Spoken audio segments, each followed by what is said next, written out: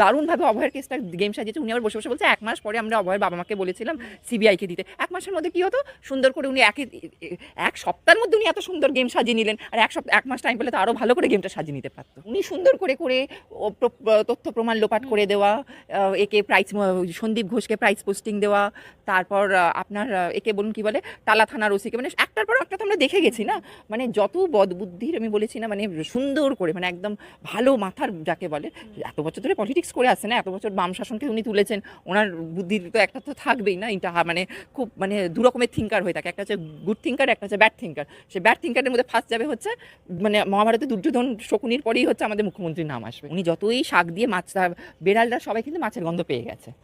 একটা জিনিস, বেড়ালরা সবাই মাছের গন্ধ পেয়ে গেছে। আর এই যে বাই ইলেকশনে যে জিতেছেন উনি, বসে বসে বলছে বাই ইলেকশন যারা সরকার থেকে তারাই তো বাই ইলেকশনে যেতে, এটা তো স্বাভাবিক কথা। আর যখন মেইন ইলেকশন আসবে তখন বোঝা যাবে যে কারা জিতবে। এই রাজ্যের